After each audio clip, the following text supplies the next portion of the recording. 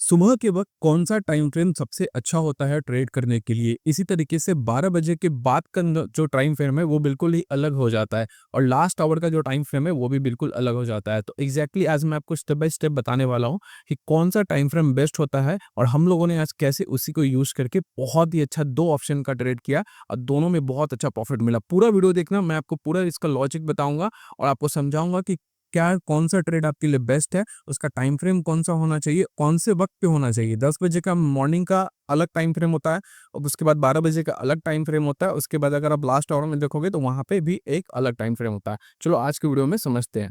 देखो, ये है ओएफएसएस का चार्ट। अगर ओएफएसएस का चार्ट को देखोगे तो हम लोगों ने इसको 5 मिनट पे ट्रेड किया था, ठीक है? लेकिन अगर मैं बात करूँगा आपको परसिस्टेंट की ना, तो इसको हम लोगों ने 1 मिनट पे ट्रेड किया था। पर ऐसा क्यों है? क दोनों का इसका रीज़न क्या? सबसे पहले देख लो कि ट्रेड हम लोगों ने किया कहाँ पे है।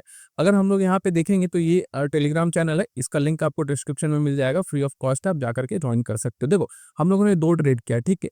अगर आप परसिस्टेंट का ट्रेड देखोगे तो 5300 का कॉल ऑप्शन हम लोगों ने ट्रेड किया था ₹160 पे और 145 का स्टॉप लॉस था, टारगेट था 190, 200 एंड 210, ठीक?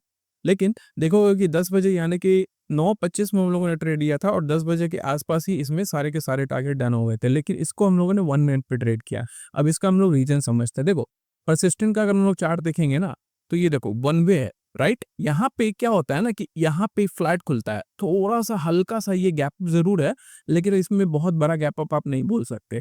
इसलिए यहाँ पे जब हम लोग ट्रेड किया ना, ये कितने बजे का टाइम है? 9:20 मिनट पे और हम लोगों का ट्रेड यहाँ पे एग्ज़ीक्यूट हुआ था 9:28 मिनट पे, ठीक है? देखो, मार्केट यहाँ पे ओपन होता है, ठीक?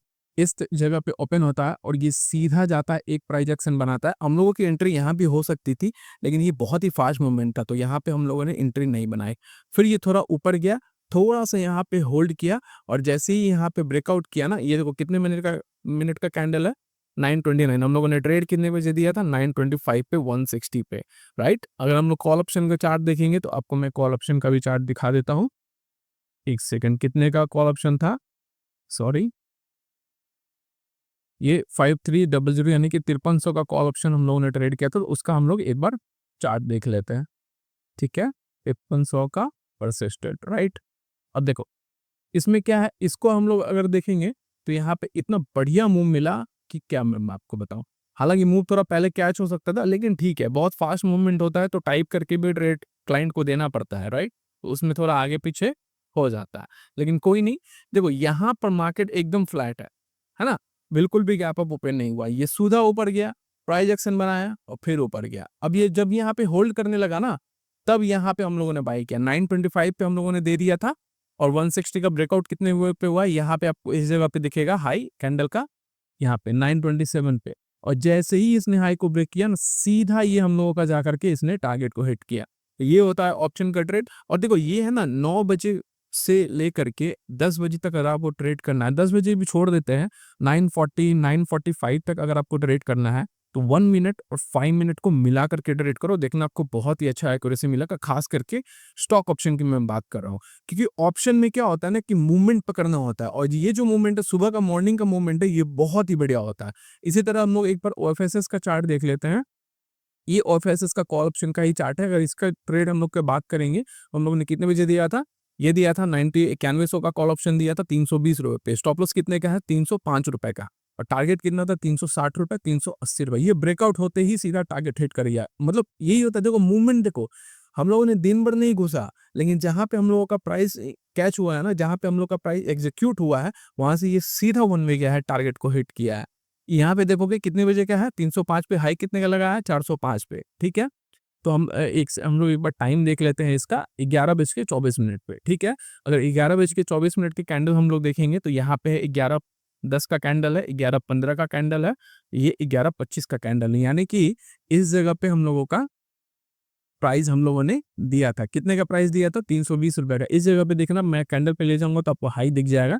यहाँ पे कैंडल का हाई कितना है? 310 का। यहाँ पे भी नहीं है, यहाँ पे भी नहीं है, यहाँ पे भी नहीं है। एग्ज़ीक्यूट कितने बजे हुआ है? देखो 12:05 पे एग्ज़ीक्यूट हुआ है, राइट? 320। उसके बाद देखो ये कंटिन्यू थोड़ा-सा लो नीचे गया, लेकिन सिर्फ 315 तक गया है। हम लोग का स्टॉप लॉस कितना है? ₹305 का। जैसे ही ये ब्रेकआउट हुआ है ना, ये कहीं नहीं रुका। सीधा एक रॉकेट मूव यहाँ पे दिया और इसमें लगभग 70 से 80 पॉइंट हम लोगों को मिलेगा सिर्फ 15 पॉइंट के स्टॉप लॉस के साथ। लेकिन बात समझने की क्या है ना कि देखो ये सुबह में हम लोग के पास भी ट्रेड था, लेकिन परसिस्टेंट और ओएफएसएस साथ-साथ मूव कर रहे थे, तो दोनों ट्रेड करना मुश्किल था। इसके अलावा अगर ओएफएसएस को आप देखोगे तो ये थोड़ा ज़्यादा बड़ा गैप अप ओपन हुआ था, लेकिन परसिस्टेंट की बात करेंगे तो ये फ्लैट ओपन हुआ था, राइट? यहाँ पे आपको दिख रहा होगा कि ये फ्लैट ओपन हुआ है। अब बड़ा गैप अप ओपन होता है ना तो उसमें प्रॉफिट बुकिंग आने का चांसेस होता है, इसीलिए उसमें डायरेक्ट एंट्री कभी नहीं करनी है, राइट? अब यहाँ पे देखो ये ओएफएसएस का जो था ये बड़ा गैप था, इसीलिए हम लोगों ने इसको ट्रेड यहाँ पे नहीं किया, हम लोगों ने इसको वेट किया और जब ये अच्छे से रेंज बनाकर इसके ब्रेकआउट किया ना तब हम लोगों ने इसको ट्रेड किया। तो देखो टाइम फ्रेम का क्या है ना कि मॉर्निंग हो चाहे 12 बजे हो, अगर आपको मॉर्निंग में ट्रेड करना है तो 9:15 से लेकर के 10 बजे तक ट्रेड करो 1 मिनट और 5 मिनट के मिला के।